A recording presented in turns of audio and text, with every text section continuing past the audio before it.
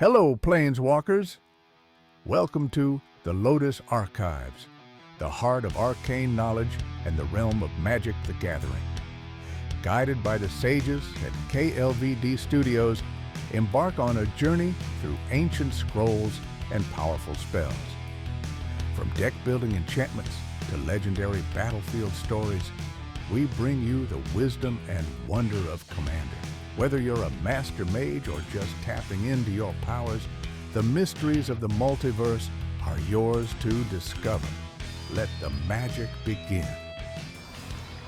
Hello, Planeswalkers. Welcome back to our next episode of the Lotus Archives. As always, I am Kava.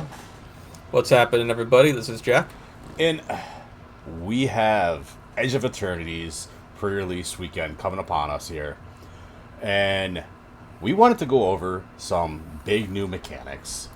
And this is going to change the format of Magic, specifically for Commander.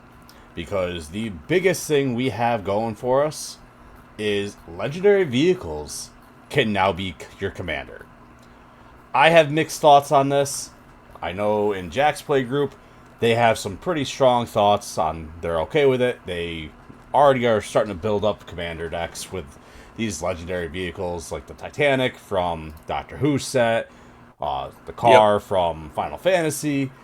I think it's going to add some cool new features to the game, but why aren't Planeswalkers allowed to be commanders already? Yeah. But regardless, it's a new mechanic. It's a new ruling in the land of Commander, and we're all for it. We love getting new shit, and we got three main things we're going to be talking about today. We got the spacecrafts and their new mechanics. We got this new mechanic called Void, and we got the new Warp mechanic, which we have some interesting takes on. But I'm very excited for it. Yeah. I think it's going to be really cool. But we're going to start off with the spacecrafts, because that's what everyone's dying to know more about. So, Jack. For sure. These things are so cool. Yeah. I'll have you get started with this. And what are the spacecrafts and space stations? So, spacecrafts are these new legendary artifact, basically types. They're creatures, but they're not creatures. So, they are coming in clutch with a new ability on their own called Stations, which essentially is a new, I think it's like a hot take on crew. Oh, basically. Yep. Like regular vehicles, you have to crew them up to, to come online and be considered a creature. With these new spacecrafts, they have Station, where you tap another creature and you control, and you put charge counters on the spacecraft equal to that creature's power.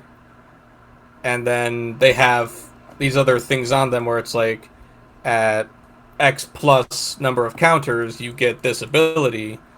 And then once they reach a higher threshold, they then have a power and toughness listed on them, which, from what I'm understanding, that's when they're considered a creature. Because up until that point, they're just artifact spacecrafts that aren't... They don't even have a creature type listed on them as like a legendary, creature or legendary artifact creature spacecraft. So I believe they're not considered those until they've reached that certain threshold. And we can look at the new commanders for the precons that we have, since those are fully spoiled now, right? We realize that, the face commanders aren't what's on the box. It's these cool new spacecraft that we have. Yes, and those are going to be right down below here. Or, well, to our left now, the screen's right. Yeah. So the one that I'm really excited for, that's the one that the deck I'm going to get for precon, the pre-release weekend, is the Hearthhull the World Seed. It's got the Station, and at 2+ charge counters, it'll have 1, tap it, sack a land, draw 2 cards, you can play an additional land this turn. That's pretty sweet, so we know that the World Shaper deck that this is heading up is all about landfall, sack lands, do cool stuff with that. And then at 8+, it gains flying, vigilance, and haste. It's a 6/7. And whenever you sack a land, each opponent loses 2 life. So that's pretty damn good. And we know that green and those colors of Jund, you can get some pretty big creatures to make that thing, pretty beefy when it hits the board. Oh, yes. And it even says, so it does say in the reminder text that it's an artifact creature at 8+ charge counters. So they do have that listed in the reminder text. Yep. Well as... Yeah, go ahead. I will say the tricky thing about this is where the power toughness is. If you're looking at it quickly, you could assume that it's automatically a creature. Right, yep, that's going to be a tough bit too. Because it's literally only like a few millimeters up from where the power toughness would normally be. But keep in mind, for all these space stations, they aren't a creature until you get to that point. Until they've hit that, that amount. And one big keynote that sets this apart from crew is you can crew at instant speed.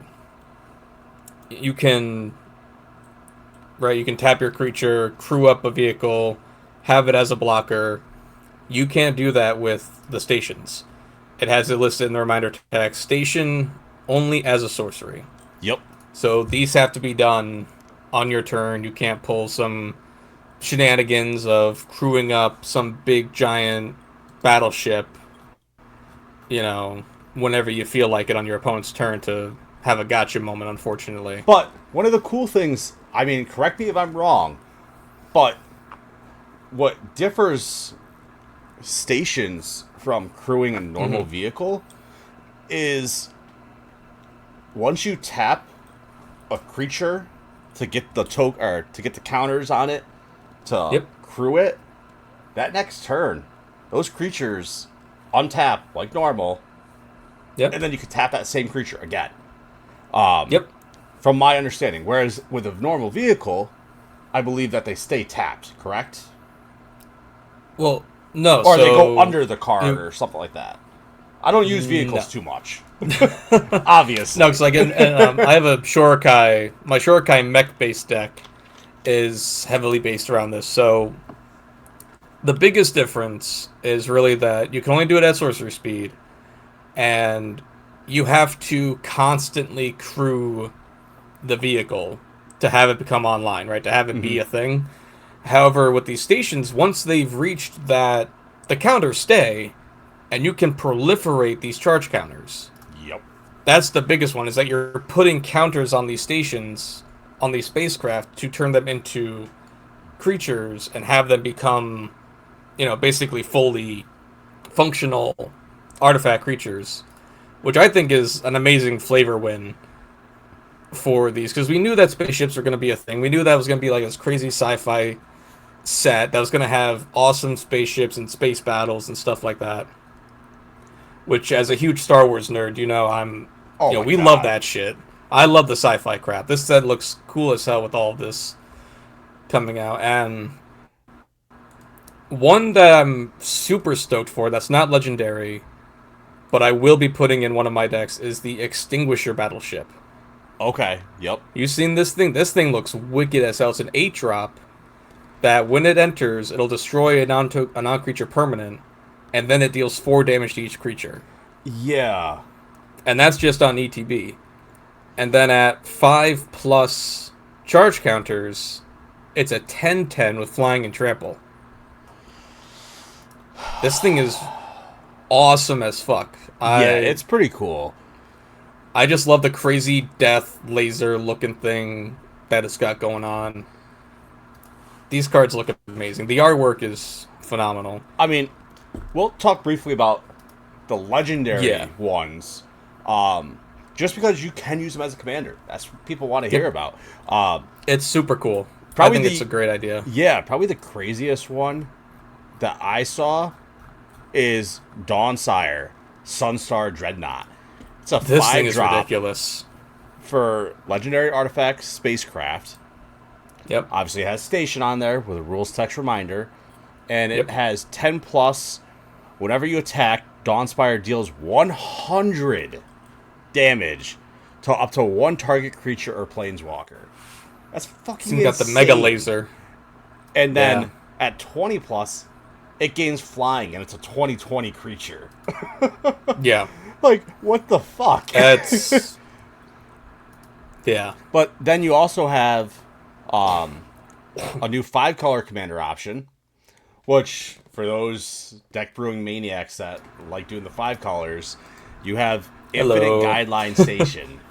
Obviously, I like this one. It's- This one looks cool. Wooburg, and it reads, when it enters, create a tapped 2/2 colorless robot artifact creature token for each multicolored permanent you control. And once Yeah. it gets up to 12 counters on it, it has flying, and it reads, whenever Infinite Guideline Station attacks, draw a card for each multicolored permanent you control, and it's a 7/15. That's pretty good. Yeah, that's pretty cool. I mean, and then you got a more basic one.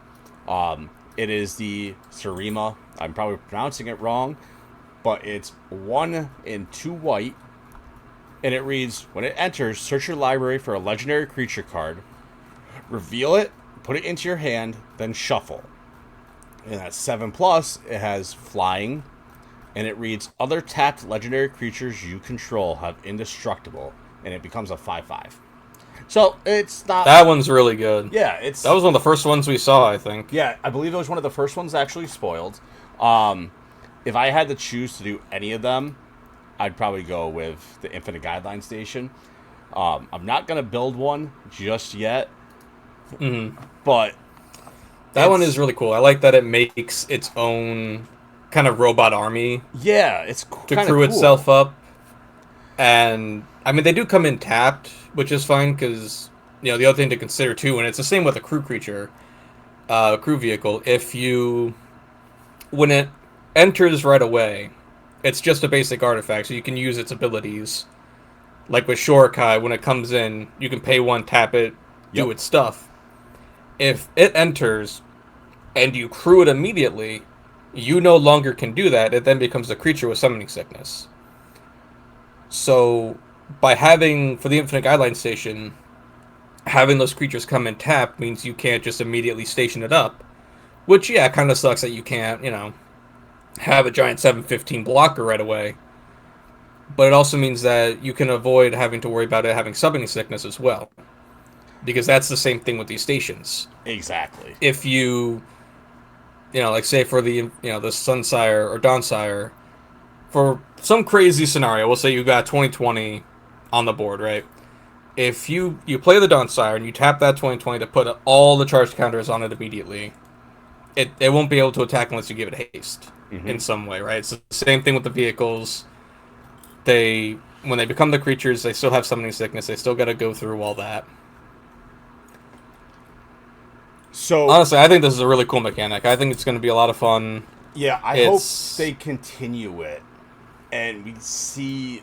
I mean, I think it might be a little while before we see more spacecrafts, but Probably, yeah. I hope This is why I want it to be a block. I'd love for this to be Yeah. a 3-step block where we got it more flushed out and we could see more of this, galaxy.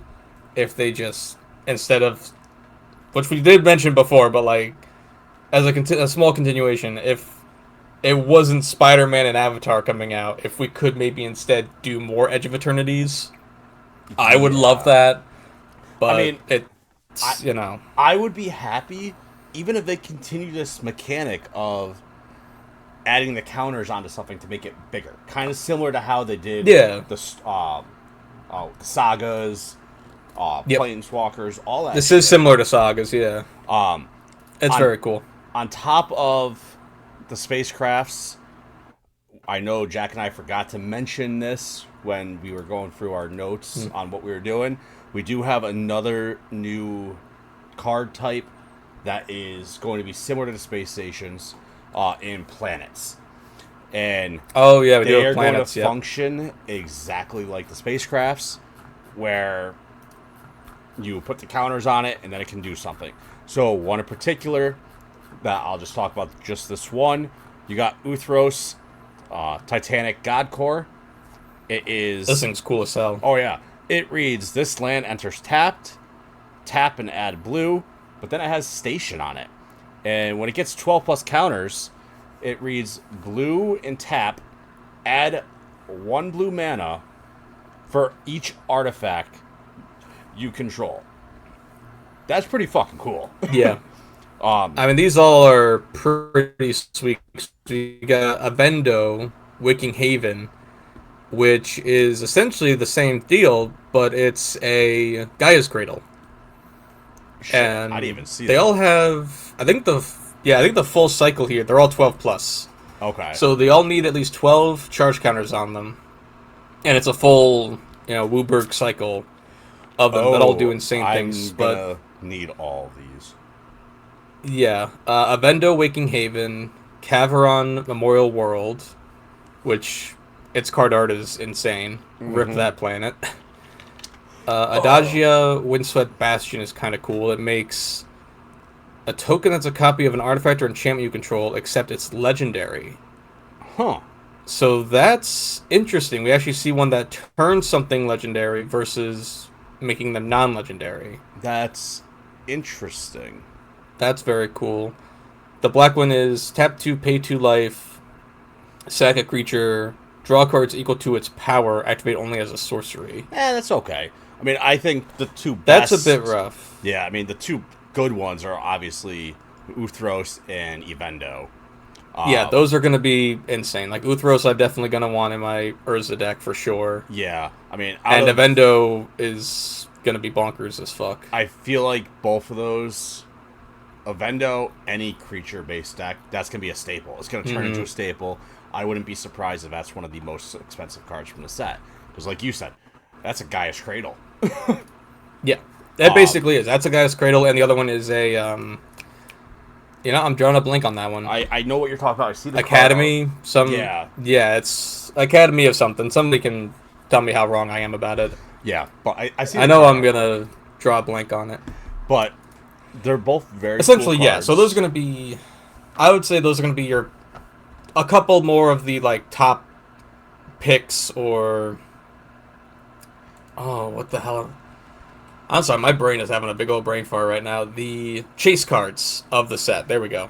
These are going to be chase lands for sure to go after with these, along with the reprints of Shocklands that we're getting. Oh, God, yes. So we're getting a nice reprinting cycle here of the Shocklands, which is the other reason why I want to go to the pre-release to see if I can pull some of these. I will say, I just looked up on TCG Player right now.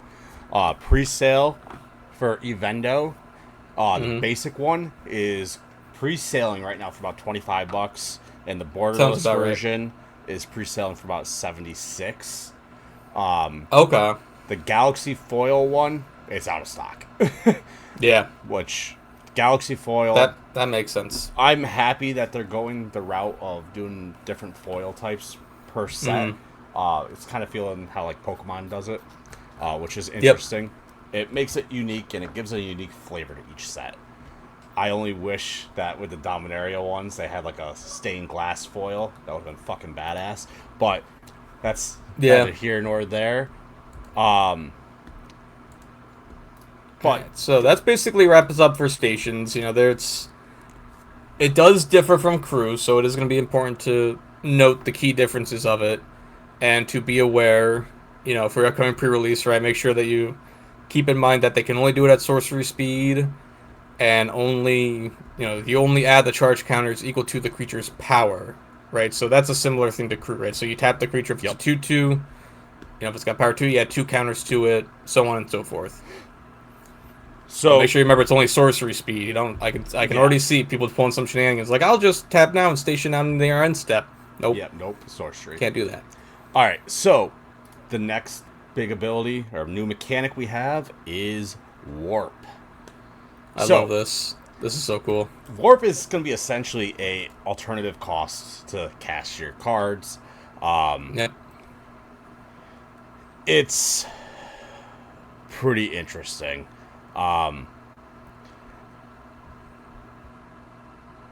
So with warp, you're essentially going to be casting it for the warp cost, which is generally a lot cheaper. But then at the end of your next end, or at the is it end of your next end step or the beginning of your end step? The exiles. Yeah. So it's beginning of you exile that permanent at the beginning of the next end step, and then you can cast it from exile on a later turn. Okay. Yeah. So it's a pretty unique mechanic. There's going to be some cool cards that have that on there. There's some very cool ones. Yeah. I mean, there is no commanders that have it, obviously. Which is probably a good thing, because that can go into some... Well, we got the new... There's that new mono red one. Oh, it gives creatures... It gives it, yeah. In your hand. Yeah, to nuke Steadfast Second is a 2/2 red. Gives your other creatures haste. And artifact cards and red creature cards in your hand have warp 2 and a red. So this... It's pretty insane. I personally would attribute that to like a new form of sneak attack.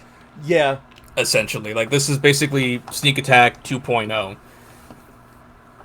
Which is absolutely insane. Being able to do this. And I'm going to call it 2.0 because with sneak attack you would sacrifice the creature at the end step and it'd just be gone until you can reanimate it or do something else. With this, it exiles and you can just cast it again later. Yeah. From the exile. So it's just like, alright, I'm going to get a huge benefit now and then I'm going to store it and that's just going to be a tool I use later. Like, we're just going to hold on to it and cast it again from exile and probably get a benefit from it for that. So I think Warp is absolutely insane. Yeah, Warp is going to be pretty freaking cool. I don't think we'll see it too much after the set, but it's a cool mechanic for the set.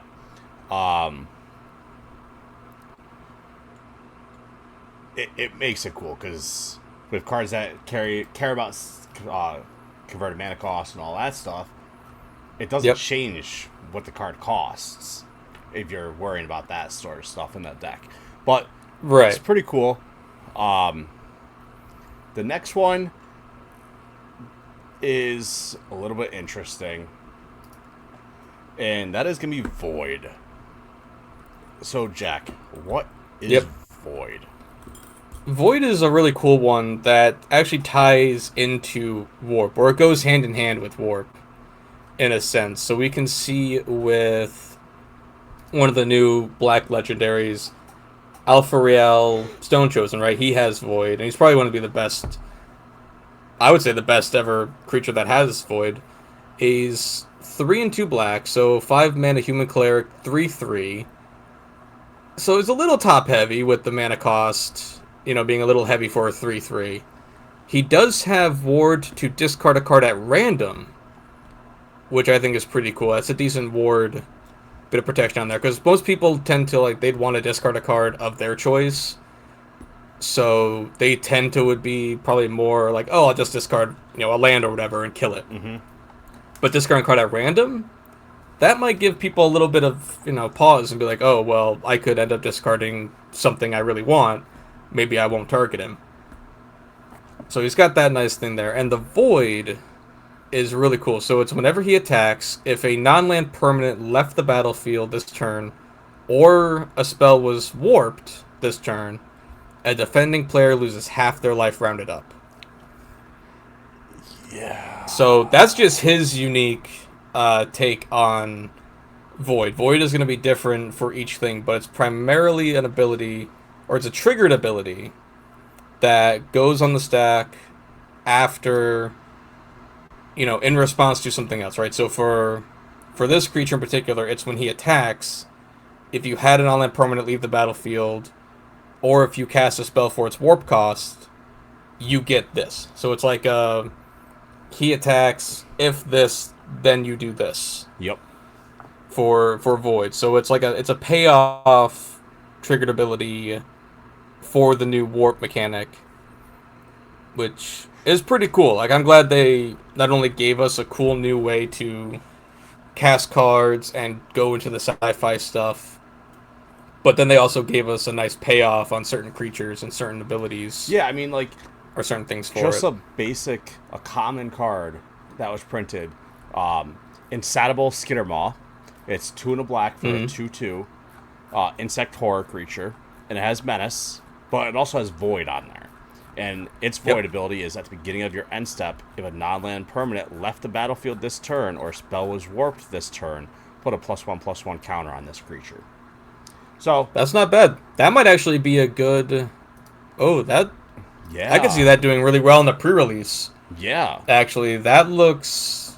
That might be a game winner right there, because pre-releases can be, it's a whole different ball game when you're looking at these abilities and how these things go off in there. So if you pull a set of this guy, I wouldn't be surprised to see him, this crazy alien thing pulling off some wins with the menace and just getting big. Mm-hmm. I could absolutely see that happening. Yeah, so that's spacecraft, that's void, that's warp. We also got one new token type that came in with this, coming in with this set. And it's going to be the Lander token. Yes, landers are pretty cool. So, essentially, it's a predefined token, and I'm reading this right from Wizards of the Coast website. A Lander token is a new predefined token type, joining treasure, food, and a few others. A Lander token is a colorless artifact with 2 tap, sacrifice this token, search your library for a basic land card, put it onto the battlefield tapped, then shuffle. That's pretty interesting. Okay. It's not bad. It's definitely not what I thought it was going to be. Considering the spoiler quote on it was, encounter new planets is sometimes tricky. Are there hostile residents, a place to park? Is there air? You don't know. So I was thinking, oh, sweet. This is going to make it so I have a blocker or something to help out with my creatures. No, it's like a lander creature token. No, it's more like just a pod that's just landing on the planet, and you get to discover new land, essentially, with it. Yeah, I mean, it's kind of like their thing. It's a little weird. It's not bad. I feel like it's a worse type of treasure.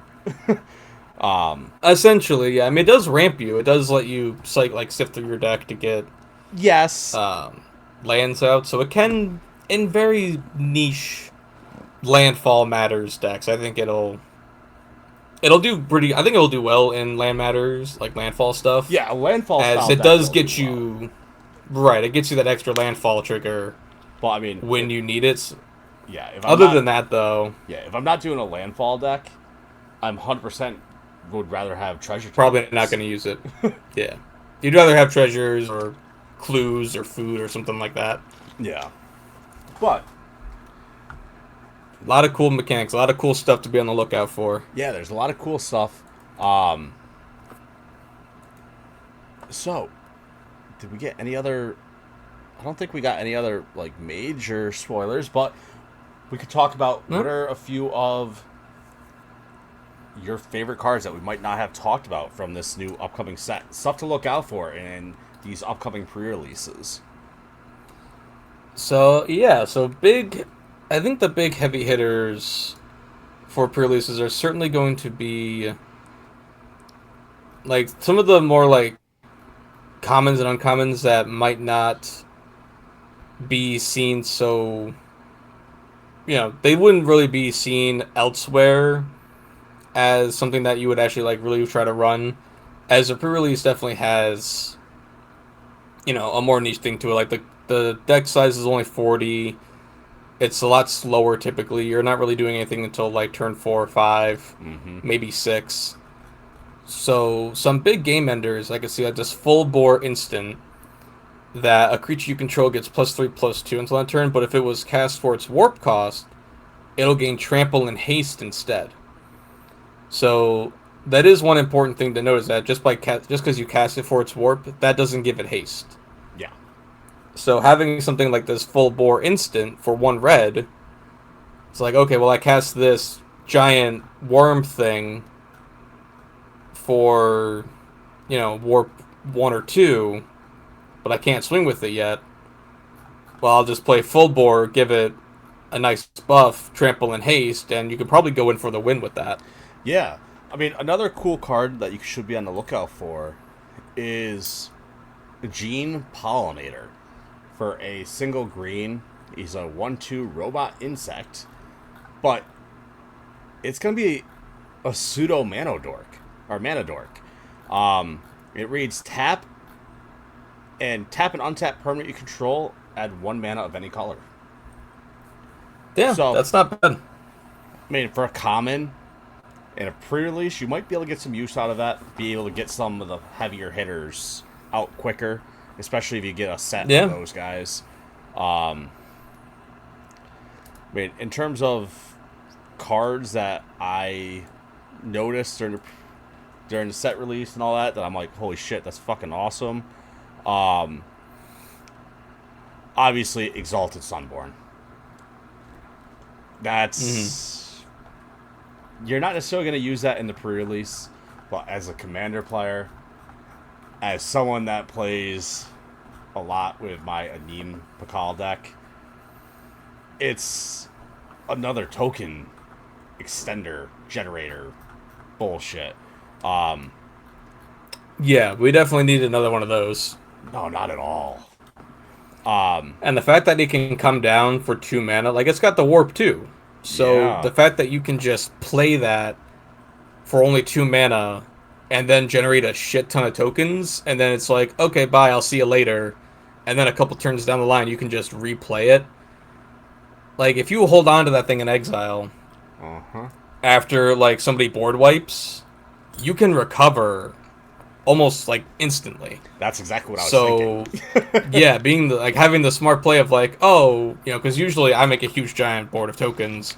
The odds of somebody board wiping with a Blasphemous Act or literally anything else, that goes pretty high after you just made 20 tokens, right? No matter what the tokens are, you make a giant army, you're likely going to get hit.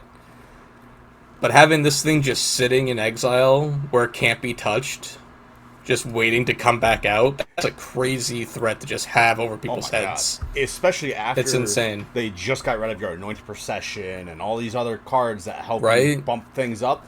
Oh, well, I have Exalted Sunborn sitting in exile, so I'm just going to cast it again. Yep. And now I'm one step ahead of you guys already. Right. But you just recovered. Yeah. I mean, it's good. There's a lot of good stuff coming in here. We got a lot of cool... I like all these mechanics. I like the new additions. From what I've seen, there's not too much... It's things that are going to be added into stuff, but I haven't seen anything that will overtake or, be better than what's already in certain decks. I'm looking right now. You got a mono blue card called Moonlit Mediation. Granted, my Anim deck does not have any blue in it, so it wouldn't be useful in that deck. But that card is pretty sweet. It's 2 and a blue for an enchantment aura, and it reads, enchant artifact or creature you control. The first time you would create 1 or more tokens each turn, you may instead create that many tokens that are copies of enchanted permanent. It's pretty good. That could be fucking insane in a token generation deck that has blue in it. But yeah, there's a lot of cool cards. A lot of artifact decks or things like that with like mechanized production. Yep. That would be pretty cool. I actually wonder how... Because mechanized production, right? You put your enchanted permanent, your enchanted artifact on your next upkeep, you make a token copy of it. And if you enchant this on top of that as well, you probably just make an additional copy. So you're probably just doubling up. I think it just doubles I believe the tokens you make. That's interesting. We'll have to look into that. I mean, there's a lot of cool cards. Got a few dog creature types that make a lot of people happy. Yeah, we like seeing the doggos. The one thing you and I were talking about, we're both very, very disappointed in, was where the fuck are the slivers? They're hiding. They're hiding in their hive pool. Yeah. Same with Eldrazi, too. We got one Eldrazi and we got one sliver. Like, so I think this is to say... I don't know. I guess they can appear wherever. I don't know. I mean, the Eldrazi, I'm not as, like, upset about because it feels like the Eldrazi card that was spoiled is just a reprint that they wanted to throw in there for us. But I mean, it's got the warp mechanic on it. Oh, so. Does it? I missed that one. It does have warp, yep. But we got Thrumming Hive Pool. It's a sliver frickin' lover's dream. Yeah, affinity for slivers. So why the fuck did you only give us one card for sliver? Like, you have that card. It's a tease. They're teasing us. They're teasing us sliver players. Yeah. Like, obviously, that card was specifically made for Commander. Because if it was made for Standard or the pre-release... Doesn't exist. Slivers don't even exist in Standard. Yeah. Like, if it was made for... It'd be Modern. The regular sets, or regular styles of play besides Commander, Modern, or Historic, there would have been slivers in this set. There would have been a lot more, yeah. So it is very much a Commander card. Like, if you pull it in the pre-release, you can't use it. There's no useless. slivers there, so... Like, I'll be happy to pull it as, like, oh, sweet, I can just slap this into my Sliver Overlord deck. Yeah. Like, so if you have a Sliver deck and you pull this out of pre-release, you won't be too upset. However, if you don't have one, then find a Sliver player in your pod or whatever and be like, hey, you want to trade for this later? Yeah. Like, don't trade during the pre-release. Never do that. But afterwards, by all means, go for it. I mean, even I don't have a Sliver deck right now, but seeing that card, knowing how good that is, if I pull that in a pre-release, I'm keeping that, and I'm building a Sliver deck. Everybody should have at least one. Everyone should play Slivers at least once. I mean, I have my Slivers stuck on MTGO, but I don't have one in paper yet. I will. I just got to find a commander that I like. That not you got plenty has. to choose from. But all right, guys. Yeah. This was a short, quick episode. We wanted to talk about some new the good mechanics. As always, I'm Kava. This has been Jack. And go dominate your pre-release, and we will talk to you guys all next time. Take care, guys.